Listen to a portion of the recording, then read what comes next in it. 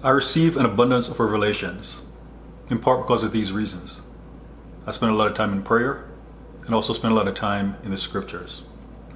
And ever so often, the Lord highlights something to me. And as you can see based on the title of this, it's about people being delusional. Oh my gosh. In 1 Samuel 23, I'm going to read verses 7 and later verses 14, or verse 14. And it was told Saul that David was come to Keilah, and Saul said, God hath delivered him into mine hand.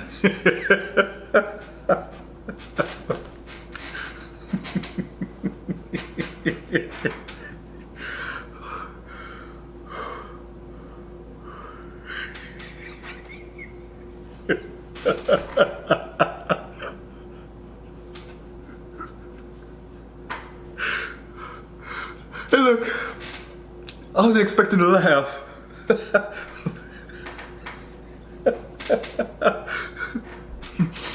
And Saul said, God hath delivered him into mine hand.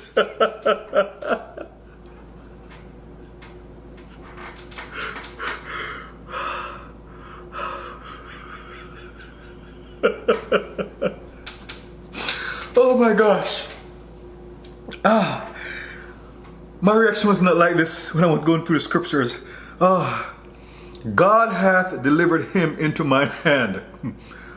For he is shut in by entering into a town that hath gates and bars. Okay, it may not be funny to you, but there are things that can be very serious, and I laugh at those things.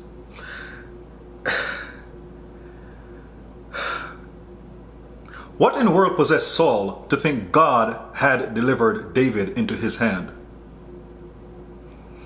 This is 1 Samuel 23. When you look to 1 Samuel 13 and 1 Samuel 15, Samuel, this seer, had rebuked Saul in the name of the Lord to let him know because of his pride, his disobedience, his rebellion, which is akin to witchcraft, that the Lord is going to strip the kingdom from him and give it to one better than him, a man after his own heart. The Lord searched all Israel and chose David as Saul's replacement. 1 Samuel 15. In accordance with Deuteronomy, what we now call Deuteronomy 19:15. By 2 or more witnesses, let every matter be established. The Lord had Samuel tell Saul that he had rejected him as king.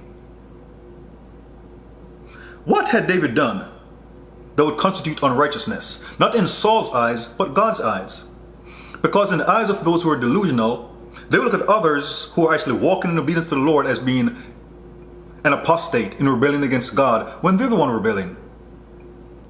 So what possessed Saul to think, even for a second, that God, who had chosen David as king, anointed him as Israel's next king, was going to then hand David over to Saul, the one who had been twice told he was in rebellion against God, the one who had been told that God had rejected him as king and had sought another person to be king, to let him know that his legacy of kings had been cut off. What possessed Saul in that moment? Well, it wasn't a moment. In that state of delusional, to think that God hath delivered him into mine hand. I argue that if God had truly delivered David into Saul's hand, it would be because God was going to kill Saul on the spot before he could put his hands on David. But also in saying this, David incited others to follow him, making it seem as if, or Saul got others to follow him as if David was in rebellion against the king and God. Was it 1 Kings 21? Jezebel had 2 witnesses bear false witness against Naboth, talking about he had blasphemed the king and God. to get people to rise up against him and kill the man? God was watching that. So what in the world possessed Saul? Now, if the thought entered his mind, what possessed him to let those thoughts come out of his mouth to say, God hath delivered David into mine hand? For what? But a part of when a person gets into a state of being delusional, he or she will make all kind of arguments to downplay the truth. Because in verse 14 it says, and David abode in the wilderness in strongholds, and remained in a mountain in the wilderness of Ziph. And Saul sought him every day, but God delivered him not into his hand. So again, I know I was laughing hysterically a few minutes ago, but what possessed Saul to make him think that God had delivered David into his hand? So with him thinking that God had delivered David into his hand, when David escaped, did Saul say, man, I was wrong? Hold up. Didn't God tell Samuel the seer to tell me that he's rejected me as king and he's going to select someone else? Didn't all this stuff correlate to Saul? Didn't it make sense to him that no, God did not deliver David into your hands, and he never would. In fact, you will die before you get the one you want. I say again, you will die before you get the one you want. Because if God had chosen between David and Saul, God had already made a choice. Saul was finished. His best bet would be to live out his days and try to obey God in all things from thenceforth. But Saul is the one who continued rebellion, even to the point in 1 Samuel 28, he went to go see a witch at Endor trying to raise up a familiar spirit. And even that's another thing. Some people argue if the familiar spirit was actually Samuel. But it wasn't a familiar spirit, because a familiar spirit is an evil spirit that pretends to be someone or others that you know. Oftentimes they're associated with family bloodlines. So they're really familiar about things that goes on in people's lives in a certain family. But in 1 Samuel 28, the Bible lets us know that it was the spirit of Samuel that God allowed to show up at that moment. The same way on what we call the Mount of Transfiguration, there are two spirits that showed up, Moses and Elijah. So in 1 Samuel 28, what caused the witch at Endor to be shocked wasn't the quote-unquote gods coming out of earth. It was the old man wearing a mantle, actual Samuel. And just in case Saul didn't believe the prophecies that Samuel had given to him, the Lord had the spirit of Samuel tell him that he's going to join him in the earth the following day, and it came to pass. God was done with him. So in 1 Samuel 23, what possessed Saul to think that God had delivered David into his hand? And this wasn't the only time that Saul tried to kill David. But every time he did it, it wouldn't work. Why did he keep on trying? Being delusional. And in addition to the scriptures, I was also inspired to write this little note. For those who are delusional and thinking God is doing stuff to help them.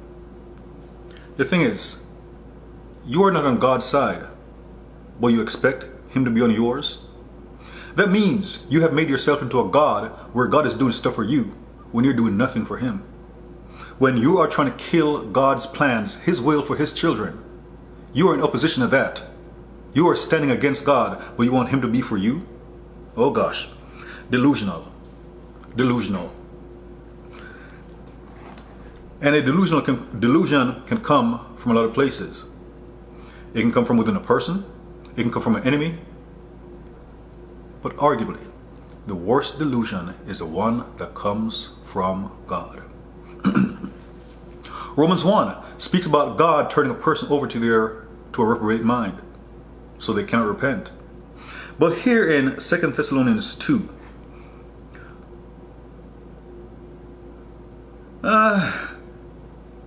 also from verse 10, part B.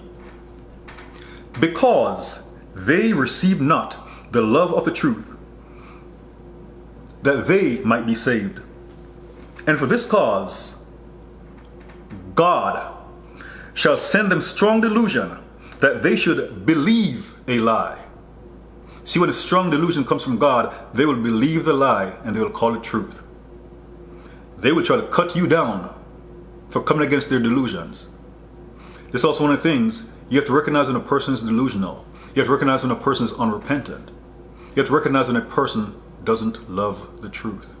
Because when you come with the truth thinking that's going to cause a person to turn around, especially if God has handed the person over, you don't stand a chance. And here's why. That they all might be damned who believed not the truth, but had pleasure in unrighteousness. And it comes to a point where they actually have pleasure in unrighteousness. So delusion, even to the point where the obvious truth is of no effect. So Saul, despite it being clear, 1 Samuel 18, Saul wanted to set David up to die. Of course, a part of this because he heard the people saying Saul has killed his thousands and David his 10,000s.